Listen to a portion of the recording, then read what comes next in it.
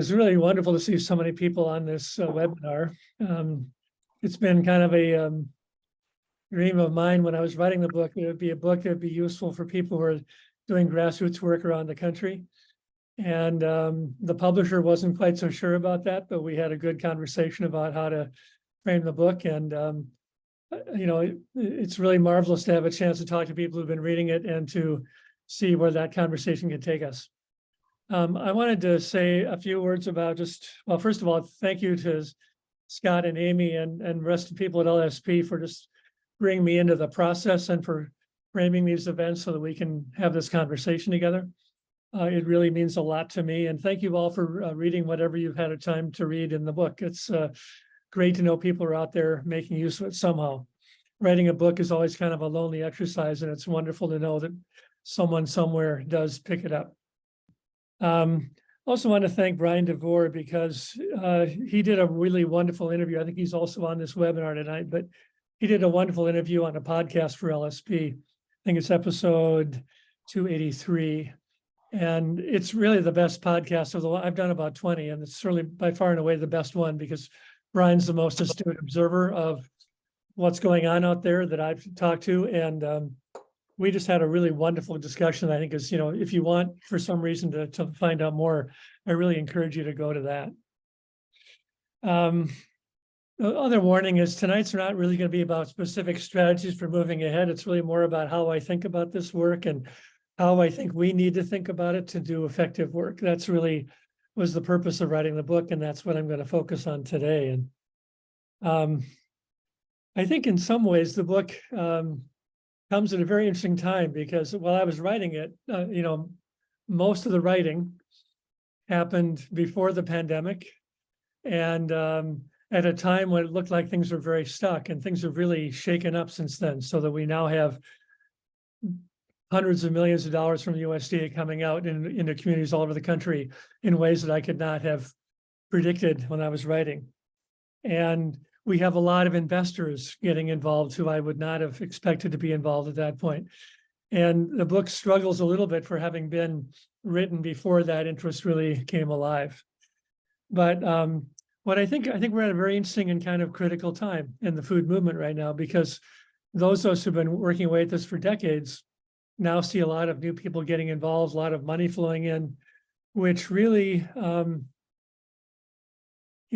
comes out of different understandings of what we're doing, comes from a lot of hopes and expectations that we'll have fast action very quickly and a big return on investment.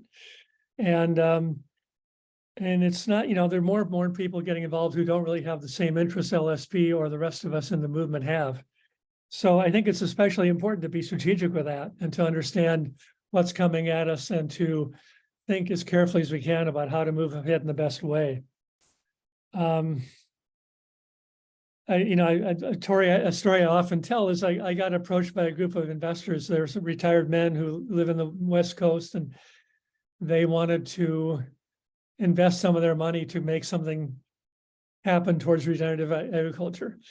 And a mutual colleague connected us, and I did a little spiel about my book. And some of the people claimed to have read the book, but their questions made it clear that none of them had really read it. They really were talking totally about concepts that were foreign to me.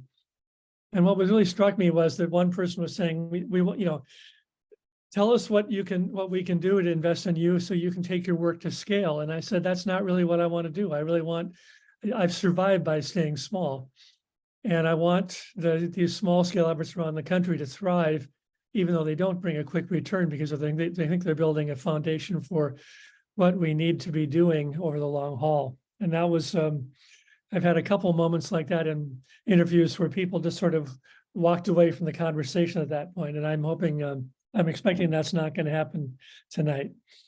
The other thing I'm finding is that people sort of tend to want a model that they can bring in from somewhere else. Like there's a great group of Somali Bantu farmers in Maine who've developed a really wonderful approach to farming on their land as a community and as a village, rather than as people who want to do this commercially. About 250 people farming on one small piece of ground so they can raise food for their own families. So it's a very wonderful model of how people can think differently about the land. But a lot of folks are I think, looking for a model that they can import from Maine or import from California or wherever and put it down in a new community. And it just doesn't work that way, because every approach we take has to really reflect the assets of our own communities. It has to reflect our own history, our heritage, has to reflect our culture, and it has to reflect where we want to go for our own local reasons. And those things are very hard to put into a single paradigm.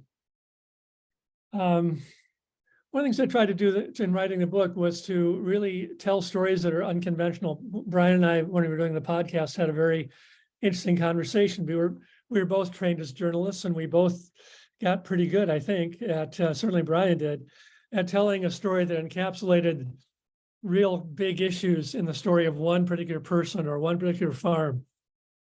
And we really it's a very good way to write in terms of getting a popular audience, because you can distill ideas down to something you can show in one place and make it a fairly concrete to the reader.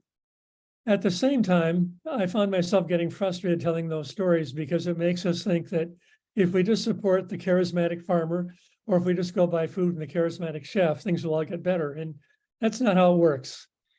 And I think also, it tends to make us think that, quick stories will help us understand how to move forward. And that's not been my experience either. So what I tried to do with the book was to really write stories that were more complicated than that, about how do people work together? How do they collaborate over time to build trust, to have fights with each other and build bigger consensus, better collaborations, and how they work together from all sides of a story to really work towards a common direction to make change happen in their own communities. That's a much tougher writing challenge. I'm not sure how well I came up to that challenge, but I feel pretty good about what came out in terms of telling the stories of these wonderful groups in all over the country that have really done some pretty major change. They're my favorite stories to tell. And I think that makes the book distinctive, but also a little bit curious for some readers. So I hope that it got through to you that was valuable for you. I think since the George Floyd murder, there's been an increasing awareness that storytelling is really important for moving our work forward. And the book certainly is in the tradition of storytelling as a way of highlighting important issues, but also doing that hopefully in a way that's accessible for readers. I also tried to show how complicated this can be, and not simply to say, oh, it's simple and easy, it's going to all be fine. And some people have been a little bit consternated about that. They sort of had some trouble reading stories that were more complex. But I think that's just the reality that my sources told me were happening, of what was happening. And I think it's actually as complicated, and probably the issues we face are even more complex than and hopefully help people work together with more perspective and more efficacy over time. And even despite that, I have had a couple of readers who really said they ended up crying for joy at the end of the book, because they were so inspired by the stories that were told and by the work and the kind of searching analysis and the effect that people had with their own work. So I'm very proud when I get those reviews, whenever they happen. So the book is really, the product of decades of my own work. I started thinking about how would we do a sustainable agriculture back in 1974, 75. And one of the things I realized was, partly from my experience living in Powder neighborhood and studying poverty and living with poor people in South Minneapolis for 20 years, and partly because of my experience interviewing farmers, realized that the economy was sucking wealth out of rural America very systematically. And for whatever reason, I set myself on the task of trying to measure that with numbers. And at the time, no one thought that was interesting. I was doing calculations by hand, and then I moved to Excel spreadsheets, and finally I can do pretty wonderful 100-year charts with computers that could not have been dreamt of when I was starting the book. But my purpose was to say, instead of simply whining about how the economy is extractive, it would be helpful to know specifically what's been taken out and how much it was and how it happened. And that was one of the big motivations for writing this book. That, of course, is chapter 1 of the book about the extractive economy. Secondly, I have these stories from Montana, Hawaii, Tucson, Northeast Indiana, Southeast Ohio, Metropolitan Phoenix, Brighton, Colorado, and here in Dakota County, Minnesota, where people have really done amazing work to collaborate and really transform the discussion in their own communities over several years' time. I think some of the general themes that come out of that work, I finally say that, as you know from reading the book, the final few chapters really summarize some general themes from those stories and try to give some handles on how to move forward with this work over time. But what strikes me is that all these stories are examples of work civic leaders, community leaders actually responded to what people said they genuinely needed. And rather than injecting opinions on them or forcing them to do certain things, they basically worked with people long enough to know what they needed and then responded in a way that created better policies, created better businesses, better activity, and stronger collaborations. They're all efforts where people sat down and did the very tough work, as I said before, of having disagreements cleanly and coming through those disagreements to where they got to a better place, a stronger place, and could work together with more efficiency and effectiveness.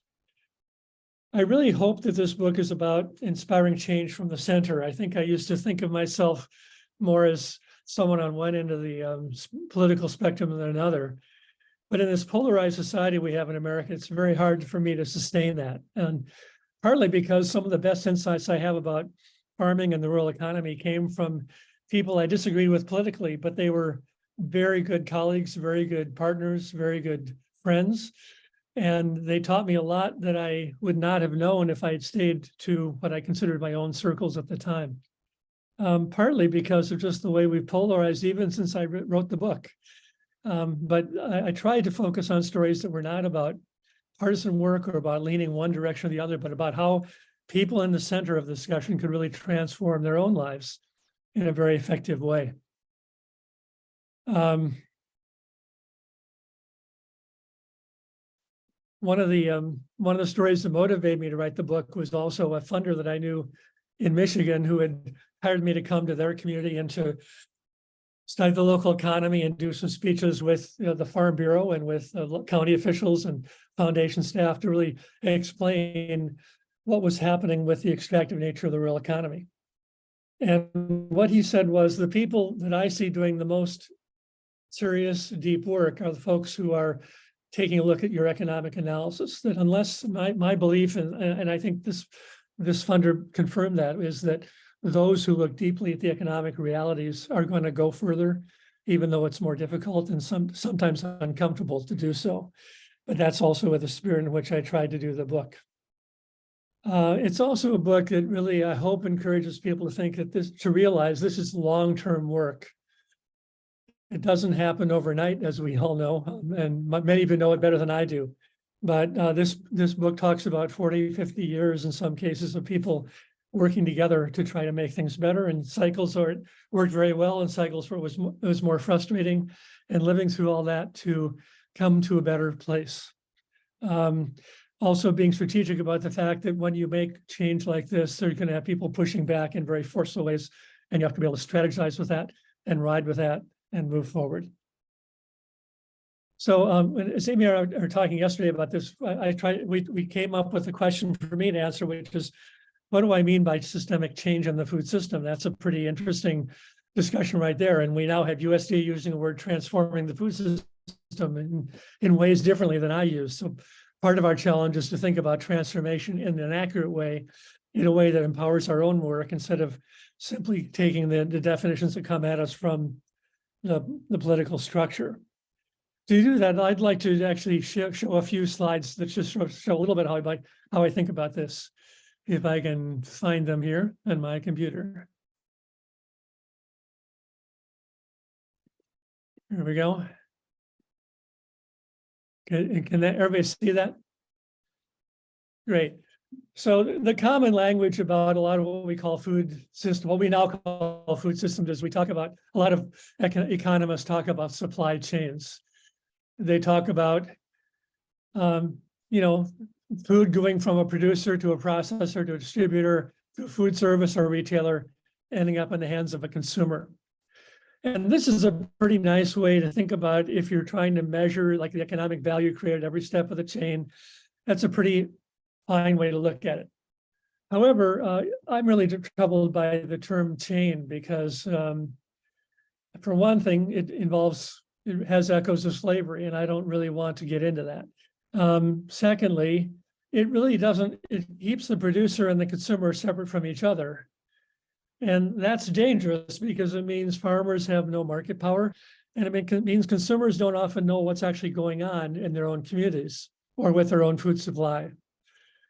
I also don't think it's a very accurate description of what's happening with our food system. So I came up with what I like is a better diagram to show, hopefully in a more simple way, in a fairly simple way, more complexity of what's going on. Oh, and I have to get into my full screen mode here too. So this is a way of looking at the food system. It's the same elements, a few more. It's a prettier color as this one because I had more time to draw this. But this is my sense of what a food system looks like. It really starts at the top with farmers and goes through all those processes and more that we talked about last time. But it could be looked at as a circle that starts with farmers and ends at farmers, where the waste from this process ends up helping create new fertility for farmers. So it's a form of actually reconnecting our economy and thinking in more circular ways instead of linear ways and using chains. But also in the center of this diagram, something very important is that the supply chain doesn't think about the policies we need to be in place. It doesn't think about the researchers and technicians and health workers who need to be backing up that process. It doesn't talk about the fact that if we don't have healthy soil, clean air, and clean water, we're not going to have regenerative food systems. We're not going to have this without infrastructure that supports it. One of the troubles we're having now is that we're wrestling with infrastructure was designed to create food systems that took wealth out of our lives. And now we're trying to make better things happen in the midst of that infrastructure. And we're working with fossil fuel energy where we want to go to renewable energies. So to me, this is a much more satisfying way of looking at what a food system is. But even that is not enough.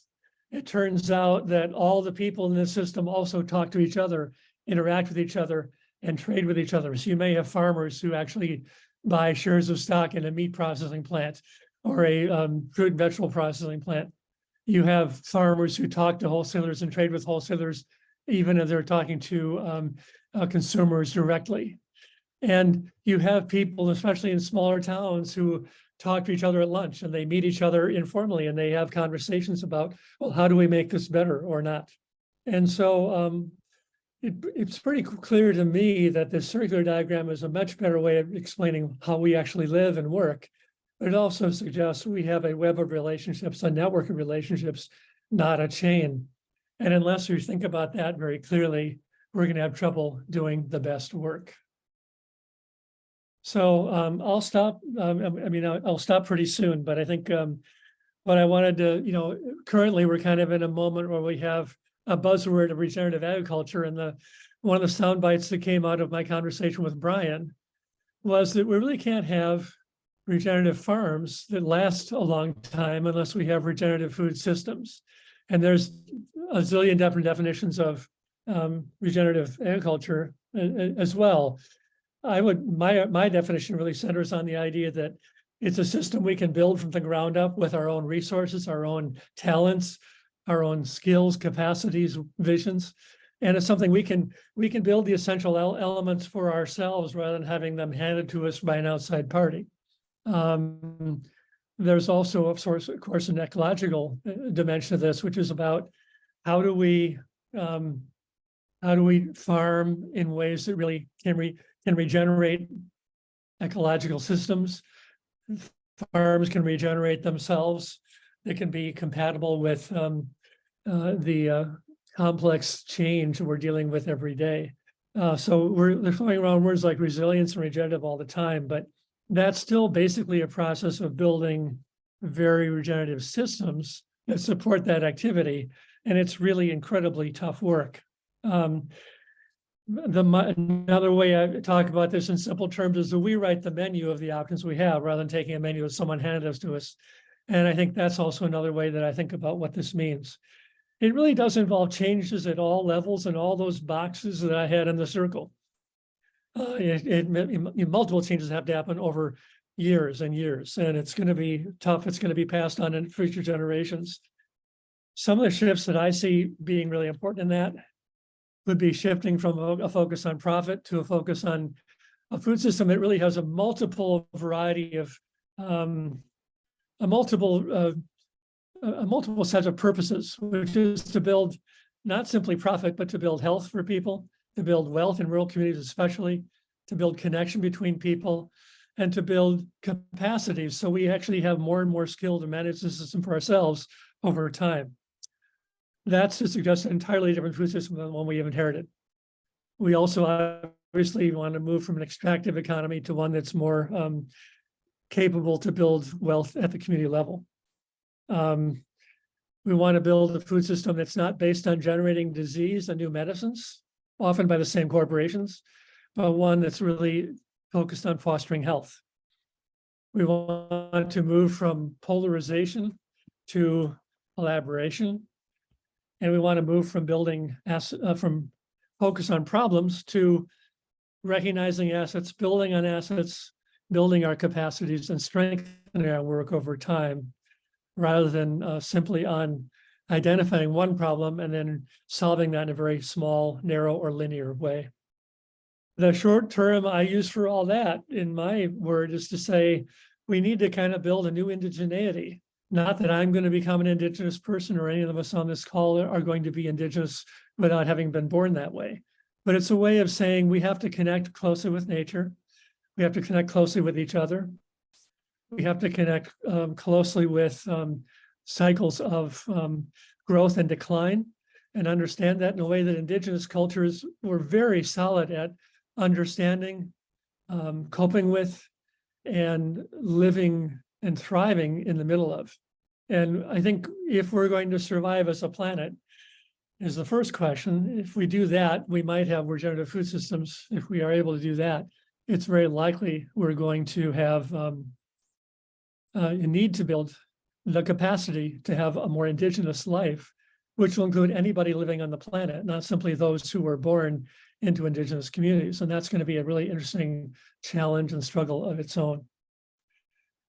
So I think my time is about up, but let me just kind of point to page 261 of the book.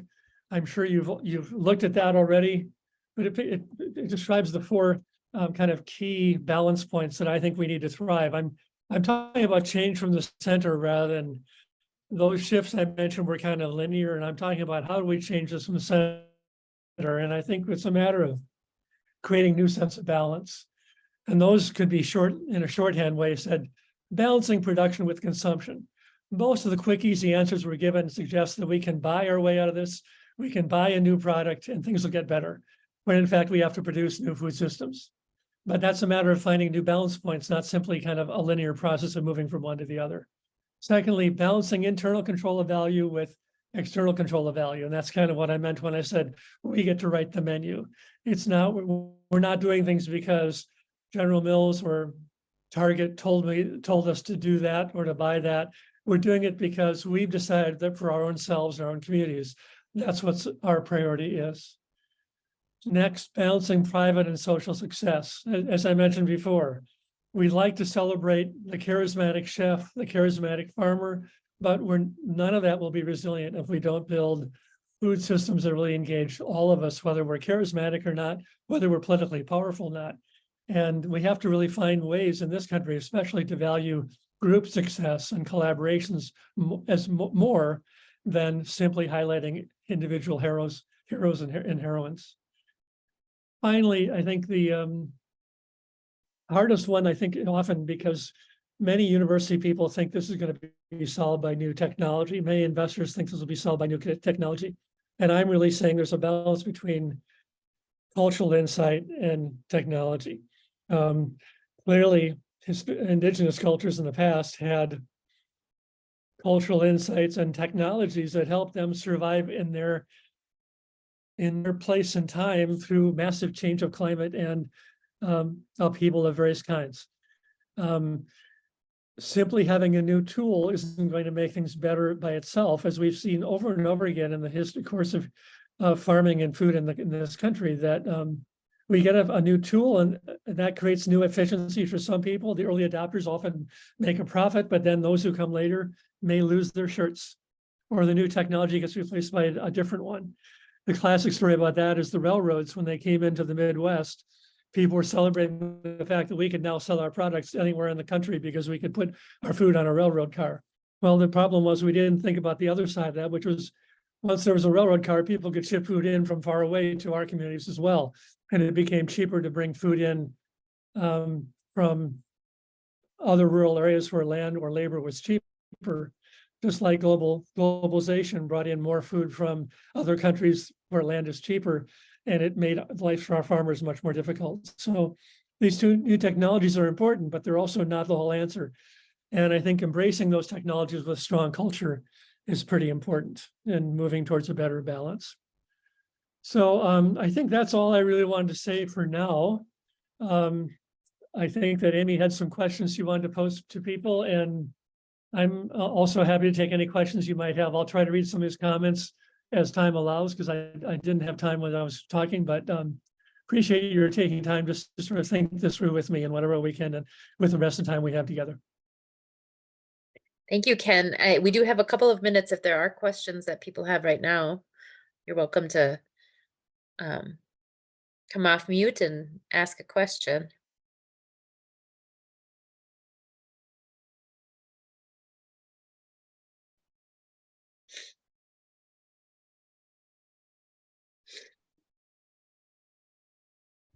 Thanks for your presentation and also for writing your book. I'm curious about what we can do to move government policy away from subsidizing commodity farms and the large livestock kind of feedlot agriculture.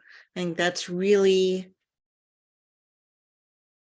something that people in my part of it really depend on, because there's a lot of corporate farms. So it's a difficult transition to make for those sorts of people. It is very hard. And I mean, the problem is as much how we've bought into that infrastructure and how we bought into that worldview as much as policy, but of course, policy without changing that worldview either. There was a time I spoke to the Organization of Competitive Markets. This is now 20 years ago. And they had a meeting in Kansas City at a hotel near the airport there. And I gave one of my standard speeches at the time about the extractive economy, and this elderly farmer, I think he was about 80, you don't understand, I have all these debts to pay.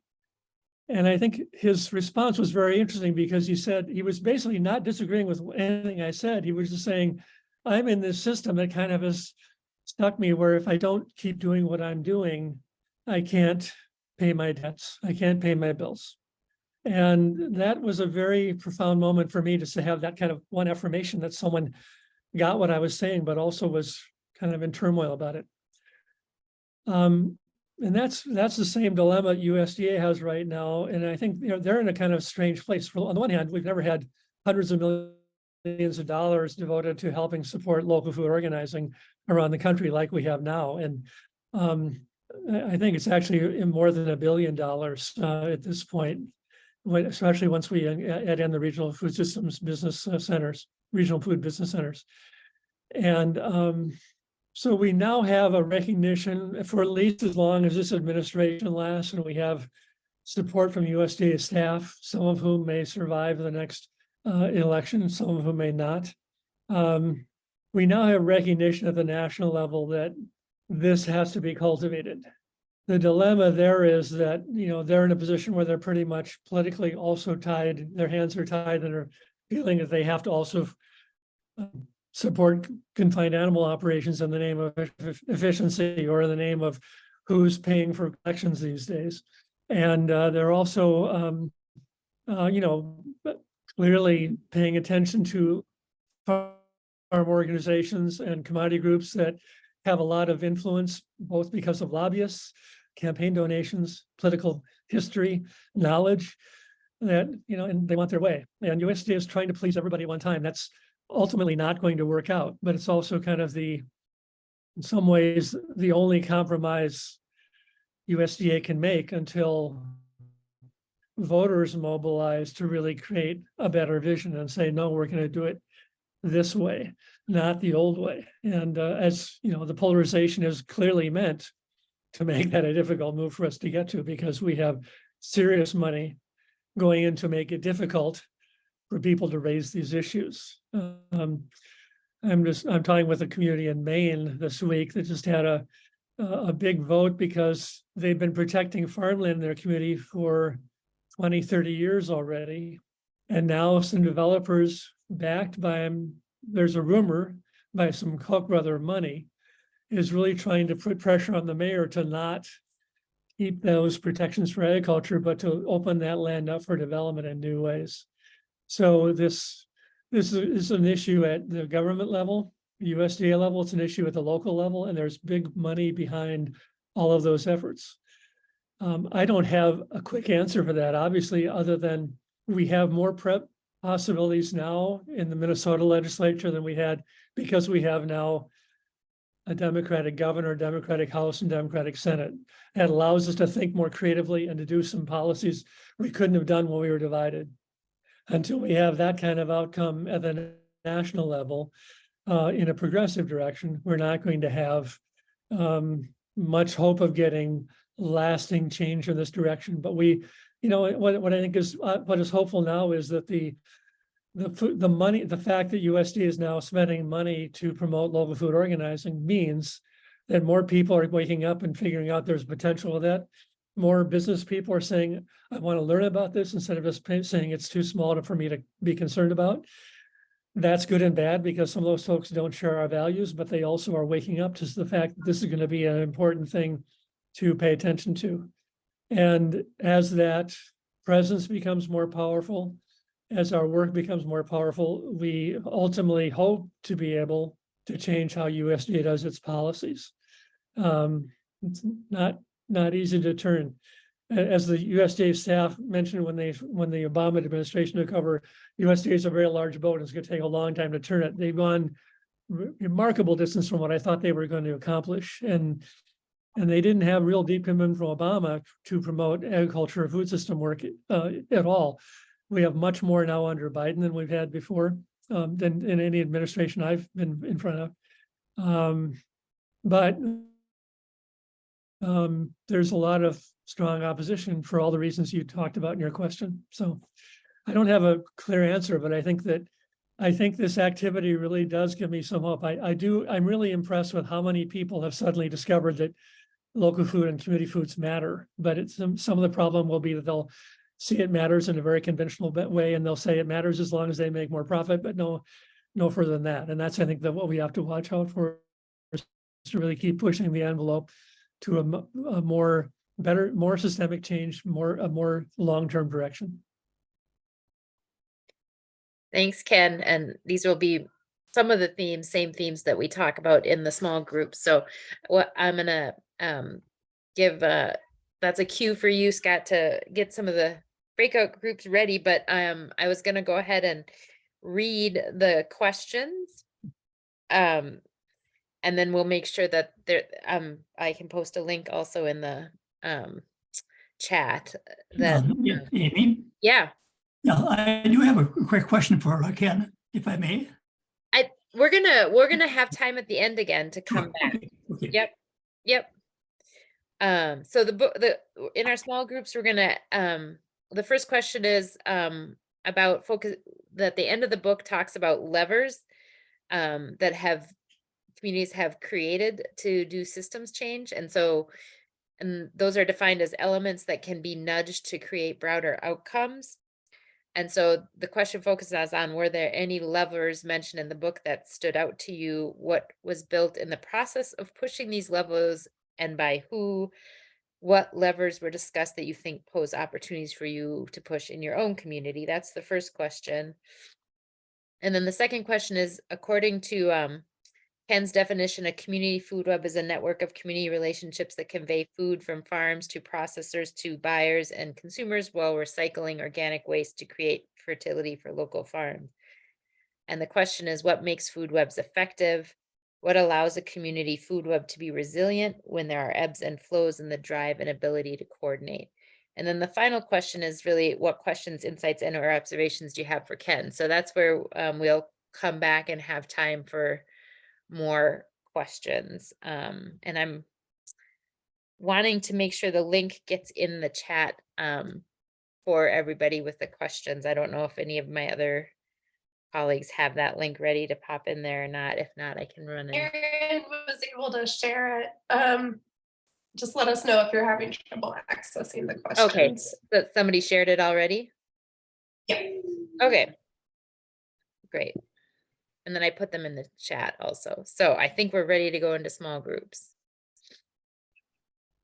And don't forget to designate a leader in your group to take notes and be prepared to report back when we meet as a group again. And just 1 second, I had to do a reconfiguration here. So just give me 1 second. Thanks, Scott.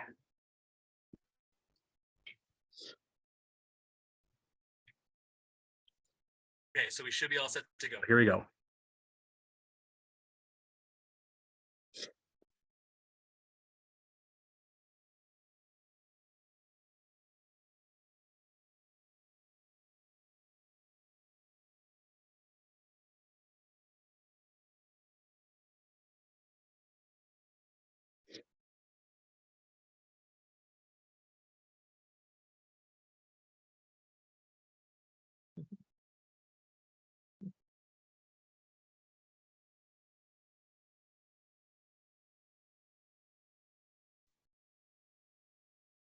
Thank you for letting me be here.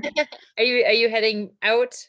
I'm heading out, but I just Okay. wanted to at least thank you and just Yes. say that this is great. I'm just so excited about your work. I wish I were closer so that I could be part of it. Like, I want to know about the quilt thing, Scott, that you like teased me with. I'm like, oh, I want to know the quilt. And like every time you talk about like all of the now I'm just forgetting how you all the with the web that whatever. I want to do that in my communities. So anyway, it's just it's exciting work. I really appreciate that you're doing it and wish I were closer. So Yeah, I'll have to send you some pictures of the action quilt. So Yeah, yeah. that is so up your alley, Karen Stetler. I know I got this email from Scott. I'm like, oh. I was working on it. I was like, I feel like Karen does quilts, so I feel like I should send this to her. No, that was awesome. So would love to. It was Yeah, a I'll send very, some- very energizing meeting last week. Good. Yeah. Good. I'm glad to hear it. Yeah. So will we get to hear a little bit more like at the program team level or Yeah, we ever? should. Or- Ever. That sounds good. Hey, Daisha, Yeah, how we'll have are to- you doing? Good. Good. We had a bunch of press coverage. So I think there's an article that just went out in the Monty paper today, and it should be online. I hope tonight that we can like Link. send some links out. And then I think West Central Tribune is supposed to be covering it tomorrow. So Awesome. yeah, there'll at least be a couple news articles, if nothing else, to hold you over. All right. Sounds good. And I I will mean, follow and, up on and that. to be tomorrow. honest, I mean, there'll be a good report coming out. But like we're doing a lot of just synthesizing right now of like all of these findings, which is exciting. I mean, that was like an hour and a half or more today of our just talking through all of the how everything like, as Ken was saying, it's so complicated. Yeah. It's not linear at all. And Right.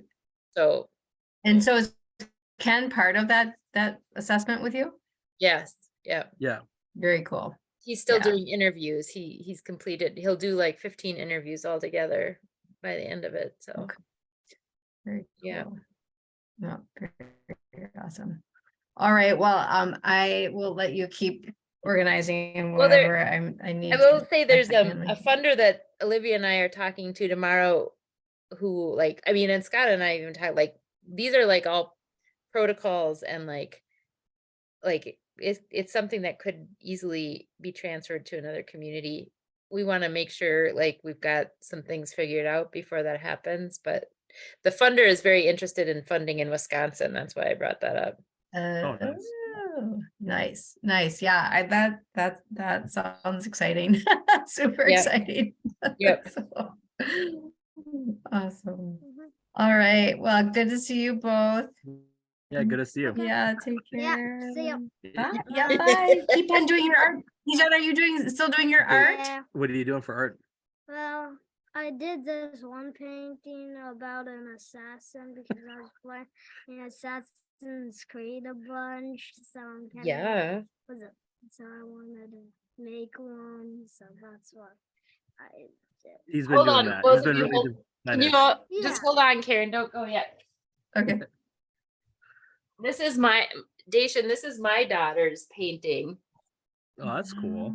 Yep. I don't know if you can tell, but Yeah. this is like a critique of social media. Nice. The finger is like liking something, but it's turning into like this skeletal version of Wow. person. Speaking of Aurora, how is she doing? Good. Yep. We don't have a date yet to meet with the orthopedic surgeon, but she's doing just fine. Yeah. I mean, she's letting me help her, which I love. Good. I did our laundry all day today and been making food and cleaning but she's Good. doing pretty good. Yeah. Okay, good. Been thinking We'll about find, it. I mean, like, it's just kind of a wait and see. Right. When are we gonna, I mean, the big question is whether or not she has a fracture. Yeah, that's no fun. Especially, yeah, just kind of getting into like it was the end of the season. I mean, there's never a good time, but end of the season, moving into spring and all that. So Yeah. Yeah. Anyway, cool. All right. Well, this was great. Good to see you all. It was and- nice to see you pop up on the screen. All right. Have a good night. We'll All right, we'll be see back. ya. Bye. Yeah, bye-bye.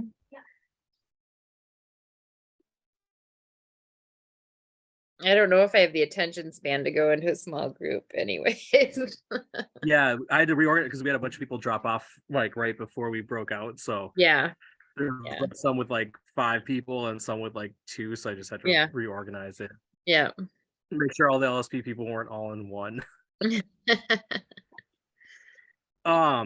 So for when we meet back together, so one of the questions was like what questions people have for Ken, and I was Mhm. wondering if that's like what we want to have people share back when they come I think back. so. Is just the questions of Yeah, I think the other Let's see. questions are like really a lot more about like for their own good, kind of, like what I mean, like Yeah. related to their own understanding of the book, and then how they can apply some of those concepts to themselves. So yeah, I think that's right. Yeah.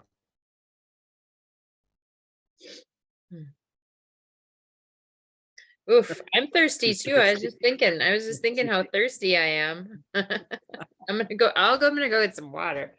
Yeah. Yeah, he's good. Everyone's a breakout group, so.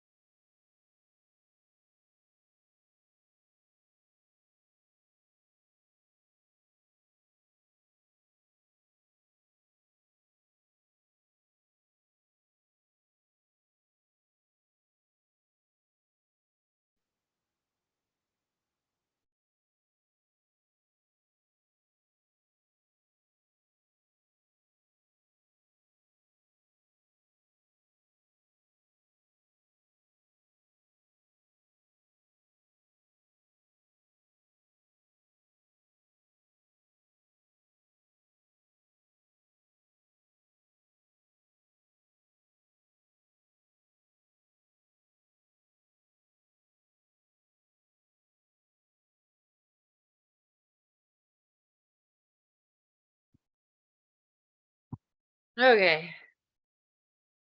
Ooh, I'm gonna start sneezing.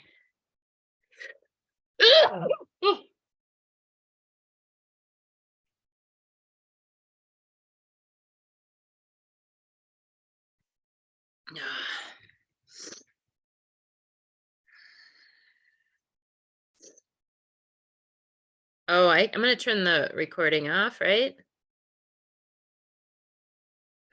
Should